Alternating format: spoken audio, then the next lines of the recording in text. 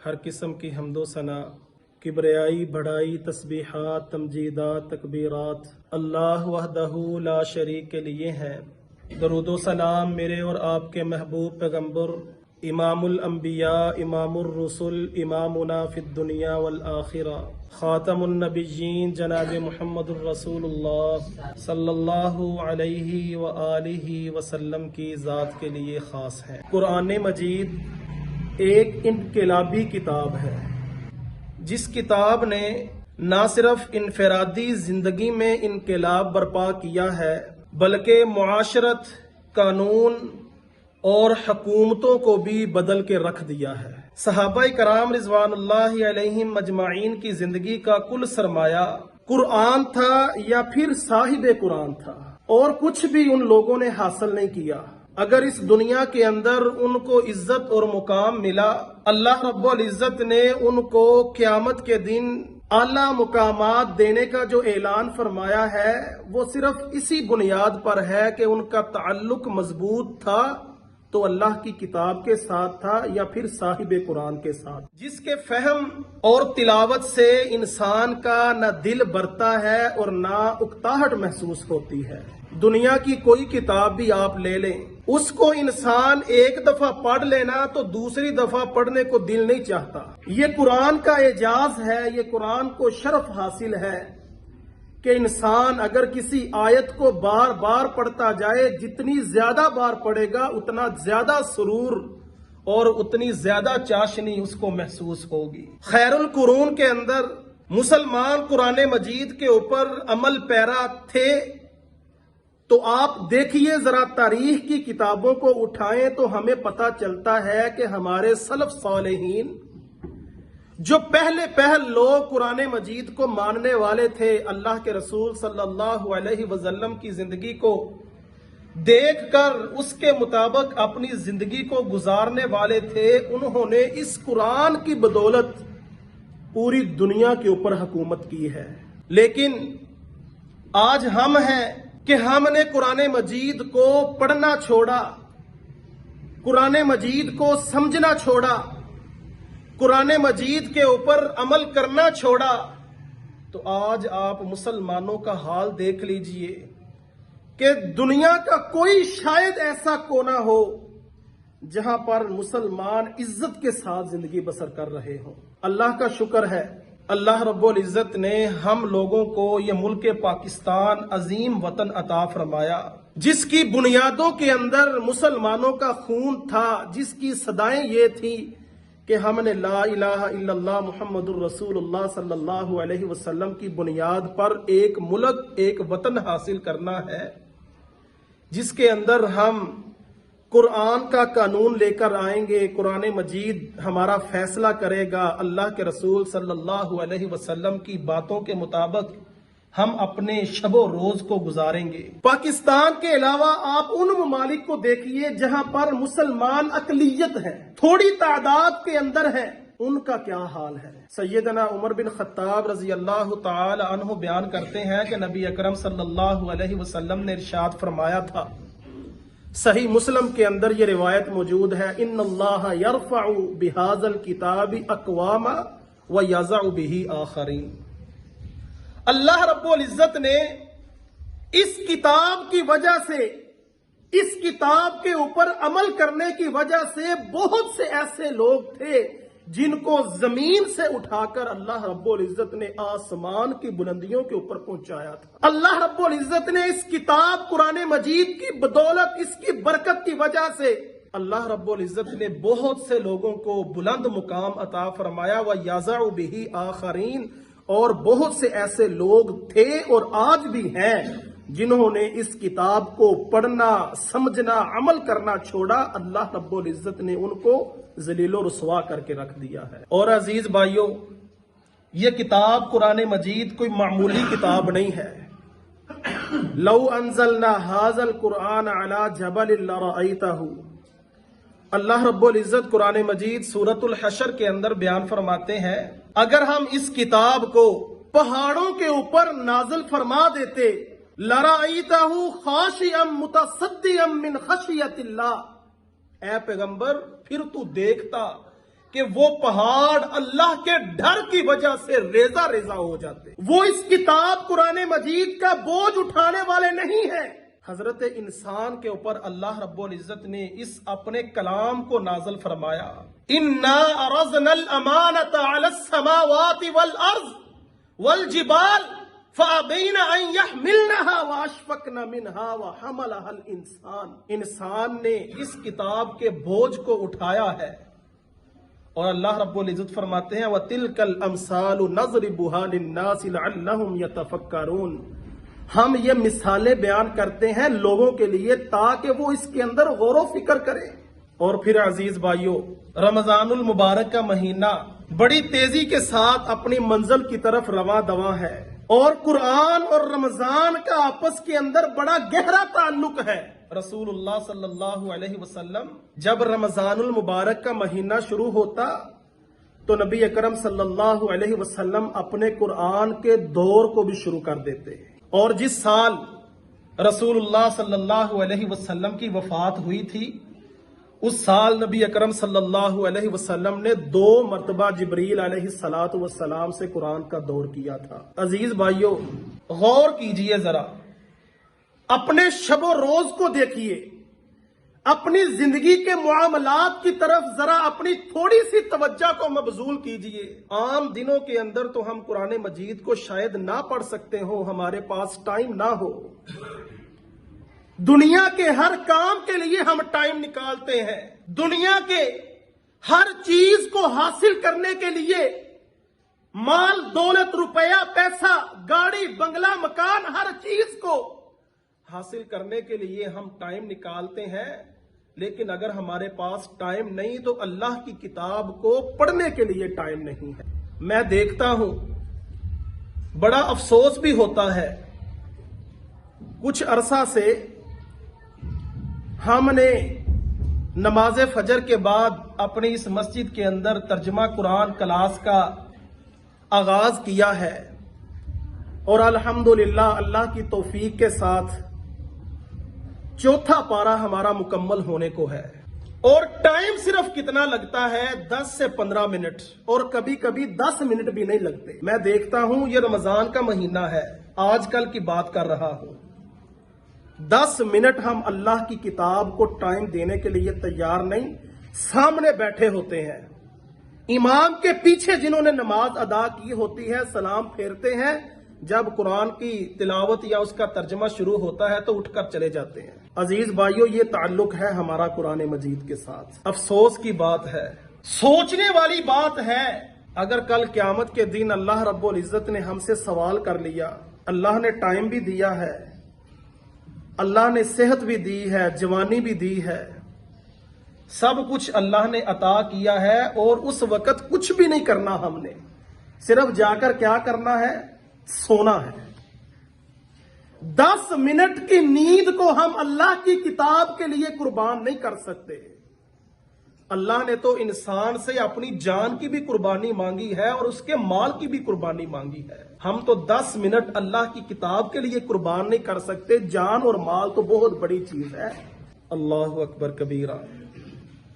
عزیز بھائیو، رسول اللہ صلی اللہ علیہ وسلم کا صاحب قرآن، ان کا تعلق کیسا تھا قرآن مجید کے ساتھ؟ حضرت عبداللہ بن مسعود رضی اللہ تعالی عنہ کو نبی اکرم صلی اللہ علیہ وسلم نے کہا، اے عبداللہ میرے اوپر قرآن پڑھو، مجھے قرآن کی تلاوت سناؤ.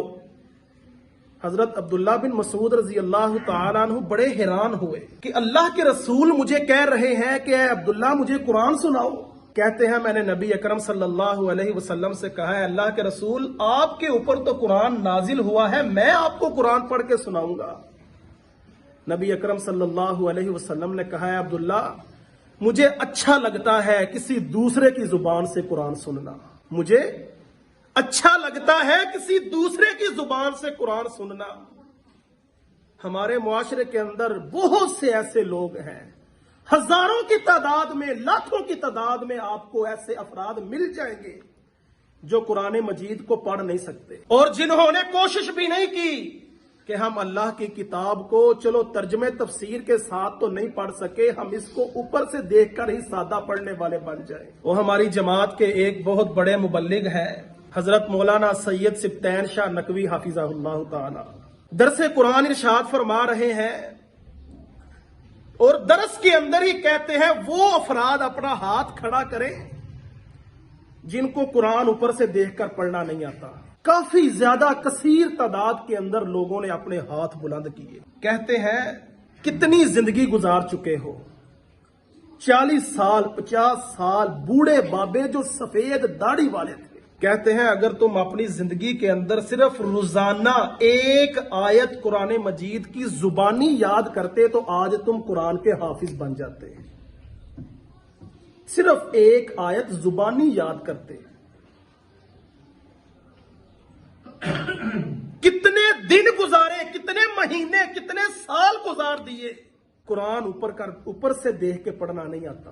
اور قرآن کا اعجاز کیا ہے، قرآن مجید کی تاثیر کیا ہے، وہ میں آپ کو حدیث سنا رہا تھا حضرت عبداللہ بن مسعود رضی اللہ تعالی عنہ والی۔ کہتے ہیں میں نے سورۃ النساء کی تلاوت شروع کی، نبی اکرم صلی اللہ علیہ وسلم کو عبداللہ قرآن سنا رہے ہیں۔ جب میں اس آیت کے اوپر پہنچا فَكَيْفَ إِذَا جِئْنَا مِن كُلِّ أُمَّةٍ بِشَهِيدٍ وَجِئْنَا بِكَ عَلَى هَؤُلَاءِ شَهِيدًا، رسول اللہ صلی اللہ علیہ وسلم عبداللہ سے کہتے ہیں عبداللہ رک جا۔ اور اس آیت کا ترجمہ کیا ہے، اس دن لوگوں کا کیا حال ہوگا جس دن ہم ہر امت میں سے ایک گواہ لے کر آئیں گے اور آپ کو آپ کی امت کے گواہ کے طور پر پیش کیا جائے گا۔ اس دن لوگوں کا کیا حال ہوگا۔ عبداللہ سے کہا ہے عبداللہ رک جا۔ حضرت عبداللہ کہتے ہیں میں رسول اللہ صلی اللہ علیہ وسلم کی طرف اپنی نظریں اٹھا کر دیکھا تو نبی اکرم صلی اللہ علیہ وسلم زاروں کثار رو رہے ہیں۔ کبھی ہماری کیفیت بھی ایسی ہوئی ہے،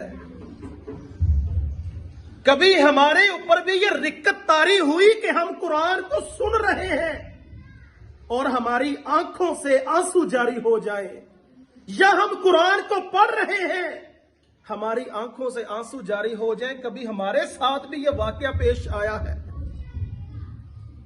میں آپ کے ہاتھ نہیں کھڑے کرواتا، اپنے گریبانوں کے اندر جھانک کر دیکھیے، اپنی پچھلی زندگی کے اوپر نظر دوڑا کر دیکھیے کتنے سال ہو گئے ہیں۔ اور میں اللہ سے اچھا گمان کرتا ہوں آپ سب قرآن مجید کو پڑھنے والے ہی بیٹھے ہوں گے۔ کوئی زندگی کا ایک واقعہ یاد کر کے دیکھیے جب آپ قرآن پڑھ رہے ہوں تو آپ کی آنکھوں سے آنسو قرآن مجید کے اوراق کے اوپر گرے ہوں۔ بہت سے ایسے صحابہ کرام تھے جو صرف قرآن مجید کی تلاوت کو سن کر مسلمان ہوئے ہیں۔ اور یہ قرآن کا اعجاز ہے، صرف مسلمان ہی نہیں اس کو سنتے بلکہ مشرکین کی عورتیں بھی قرآن آ کر سنا کرتی تھی، مشرکوں کے بچے بھی آ کر قرآن سنا کرتے تھے۔ حضرت عائشہ رضی اللہ تعالی عنہ بیان کرتی ہیں، کہتی ہیں میں چھوٹی تھی، جب سے میں نے ہوش سنبھالا ہے اس وقت سے ہی میرے والد ابو بکر صدیق رضی اللہ تعالی عنہ کو میں دیکھ رہی ہوں، وہ تب سے ہی مسلمان ہے۔ اور کہتی ہے رسول اللہ صلی اللہ علیہ وسلم کوئی دن ایسا نہیں جاتا تھا جس دن رسول اللہ صلی اللہ علیہ وسلم صبح یا شام ہمارے گھر کے اندر تشریف نہ لاتے ہو۔ حضرت ابو بکر صدیق رضی اللہ تعالی عنہ بڑے رقیق القلب انسان تھے، بڑے نرم دل والے تھے۔ اللہ کا قرآن پڑھتے تو زاروں قطار رونا شروع کر دیتے، اور ان کے نرم دل ہونے کا آپ یہاں سے اندازہ لگائیں جب رسول اللہ صلی اللہ علیہ وسلم اپنی زندگی کے آخری ایام گزار رہے تھے، نماز پڑھانے کی استطاعت نہیں تھی، ابو بکر کو پیغام بھیجا ابو بکر سے کہو کہ لوگوں کو نماز پڑھائیں۔ حضرت عائشہ کہتی ہیں اللہ کے رسول ابو بکر نماز نہیں پڑھا سکیں گے، بڑے نرم دل انسان ہیں ابو بکر، آپ کے ہوتے ہوئے ابو بکر نہیں برداشت کر سکیں گے کہ وہ مصلی رسول کے اوپر کھڑے ہو کر لوگوں کو نماز پڑھائے۔ اتنا نرم دل انسان شاید کہ اس دنیا کے اندر نہ آیا ہو اور نہ ہی آئے گا۔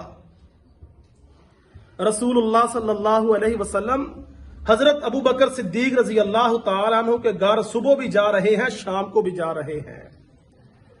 حضرت ابو بکر صدیق رضی اللہ تعالیٰ عنہ کے گھر کے سامنے ایک کھلی جگہ تھی، آپ نے وہاں پر مسجد بنا لی اور وہاں پر نمازیں پڑھنا شروع کر دی اور اونچی آواز سے قرآن مجید کی قرات کیا کرتے۔ مشرکین کی عورتیں بھی آتی، مشرکین کے بچے بھی آتے اور وہ آ کر ابو بکر صدیق رضی اللہ تعالیٰ عنہ کی زبان سے قرآن مجید سنا کرتے اور وہ دیکھ کر ابو بکر کی کیفیت کو بڑے عجیب محسوس کرتے کہ ابو بکر تو قرآن پڑھتا ہے، یہ کتاب جو اللہ رب العزت کی طرف سے نازل کرتا ہے، ابو بکر تو روتا ہی چلا جاتا ہے، اس کی آنکھوں سے آنسو ختم ہی نہیں ہوتے۔ اور یہ کیفیت دیکھ کر مشرکین کے جو بڑے بڑے سردار تھے ان کے اوپر بہت زیادہ روب جمع ہو گیا حضرت ابو بکر صدیق رضی اللہ تعالی عنہ کا۔ اور حضرت عمر رضی اللہ تعالی عنہ کے اسلام قبول کرنے کا واقعہ، اپنی بہن سے سورۃ طٰہٰ کی تلاوت سنی تو مسلمان ہو گئے۔ اسامہ بن اسال رضی اللہ تعالی عنہ مسلمانوں نے گرفتار کر کے مسجد نبوی کے ستون کے ساتھ باندھ دیا۔ 3 دن تک مسجد نبوی کے ستون کے ساتھ بندے رہے، اسلام قبول نہیں کیا۔ رسول اللہ صلی اللہ علیہ وسلم مسجد میں آتے ہیں، نماز پڑھتے ہیں، ثمامہ کا حال پوچھتے ہیں۔ ثمامہ کو کچھ کھانے کے لیے دیا ہے؟ ثمامہ ہے، کہتے ہیں مجھے رسول اللہ صلی اللہ علیہ وسلم کے چہرے سے برا کوئی چہرہ نہیں لگا کرتا تھا۔ 3 دن تک مسجد نبوی کے ستون کے ساتھ بندے رہے۔ آخر میں رسول اللہ صلی اللہ علیہ وسلم نے صحابہ کرام کو حکم دیا کہ اس کو کھول دو۔ نبی اکرم صلی اللہ علیہ وسلم کے قرآن سننے کی وجہ سے صحابہ کرام کے اخلاق کو دیکھ کر ثمامہ مسجد نبی سے باہر نکلتے ہیں، ایک کنویں پر جاتے ہیں، غسل کر کے رسول اللہ صلی اللہ علیہ وسلم کی خدمت کے اندر حاضر ہو کر مسلمان ہو جاتے ہیں۔ یہ قرآن کا اعجاز ہے، یہ قرآن کی تاثیر ہے۔ اور پھر عزیز بھائیو، یہ قرآن مجید صرف انسانوں کے لیے نہیں ہے، بلکہ یہ قرآن مجید سے تو جنوں نے بھی فیض حاصل کیا ہے۔ رسول اللہ صلی اللہ علیہ وسلم کے پاس جنوں کا ایک قافلہ آیا، نبی اکرم صلی اللہ علیہ وسلم سے قرآن سنا اور قرآن سن کر واپس جب اپنے قبیلے کی طرف گئے تو جا کر کہتے ہیں انا سمعنا قرآنا عجبا، ہم نے تو بڑا عجیب قرآن سنا ہے جس کی تاثیر بہت زیادہ مٹھاس والی ہے۔ اللہ کے رسول صلی اللہ علیہ وسلم نے ایک مرتبہ صحابہ کرام کو سورۃ الرحمن کی تلاوت سنانا شروع کی۔ نبی اکرم صلی اللہ علیہ وسلم سورۃ الرحمن کی تلاوت کر رہے ہیں، صحابہ کرام خاموشی کے ساتھ سن رہے ہیں۔ نبی اکرم صلی اللہ علیہ وسلم فرماتے ہیں اے میرے صحابہ کرام، آپ سے زیادہ تو جب میں نے جنوں کو سورۃ الرحمن کی تلاوت سنائی تھی ان کے اوپر زیادہ اثر ہوا تھا۔ اور رسول اللہ صلی اللہ علیہ وسلم فرماتے ہیں جب بھی میں یہ آیت تلاوت کرتا فَبِأَيِّ آلَاءِ رَبِّكُمَا تُكَذِّبَانِ، تو جن آگے سے بیک زبان ہو کر یہ مجھے جواب دیتے تھے لَا بِشَيْءٍ مِّن نِعْمِكَ رَبَّنَا نُكَذِّبُ وَلَكَ الْحَمْدُ۔ اس آیت کا ترجمہ کیا ہے؟ تم اپنے پروردگار کی کون کون سی نعمت کو جھٹلاؤ گے؟ تو جن آگے سے کیا جواب دیتے ہیں لا بشیء من نعمک ربنا نکذب ولک الحمد، ہم اپنے پروردگار کی کسی نعمت کا نہ شکر نہیں کرتے، ہم اپنے پروردگار کی کسی نعمت کو بھی نہیں جھٹلاتے، ساری تعریفیں اس رب کے لیے ہیں۔ اللہ اکبر کبیرہ۔ عزیز بھائیو، لمحہ فکریہ ہے ہمارے لیے کہ ہم قرآن مجید کے ساتھ اپنے تعلق کو مضبوط نہیں کر سکے۔ قرآن مجید ہماری زندگی کے اندر تبدیلی نہیں لا سکا۔ قرآن مجید انقلابی کتاب ہے جس نے بہت بڑے بڑے لوگوں کے دلوں کو بدل دیا ہے۔ نجاشی کے دل کو بدل دیا تھا۔ سیدنا حضرت جعفر رضی اللہ تعالی عنہ جب نجاشی کے دربار کے اندر گئے تو کہنے لگا مجھے وہ کلام سناؤ جو تمہارے نبی کے اوپر نازل ہوا ہے۔ نجاشی عیسائی تھا۔ وہ کلام سناؤ جو تمہارے نبی کے اوپر نازل ہوا ہے۔ حضرت جعفر رضی اللہ تعالیٰ عنہ نے سورت مریم کو شروع کیا، ابتدائی آیات کو پڑھا تو نجاشی کہنے لگا اللہ کی قسم یہ وہ کلام ہے جو موسیٰ علیہ السلام کے کلام کے ساتھ مسابقت رکھتا ہے۔ جو موسیٰ علیہ السلام جو کلام لے کر آئے تھے اس کے ساتھ ملتا جلتا یہ کلام ہے۔ تو عزیز بھائیوں، غیر مسلم مشرکین اس کتاب قرآن مجید کو سن کر مسلمان ہو چکے ہیں، تو ہم مسلمانوں کا یہ حال ہے کہ ہم اپنی زندگیوں کو اس قرآن کے مطابق نہیں ڈال سکے۔ اللہ رب العزت سے دعا ہے اللہ رب العزت ہمیں قرآن کو پڑھنے کی توفیق عطا فرمائے۔ اللہ رب العزت ہمیں ہمارا اوڑھنا بچھونا قرآن مجید کو بنا دے، اور اللہ رب العزت ہمیں اس کو سمجھ کر اس کے اوپر عمل کرنے کی بھی توفیق عطا فرمائے۔ وَقُولُ قَوْلِ هَذَا أَسْتَغْفِرُ اللَّهَ لِي وَلَكُمْ وَلِسَائِرِ الْمُسْلِمِينَ وَاسْتَغْفِرُوهُ إِنَّهُ هُوَ الْغَفُورُ الرَّحِيمُ۔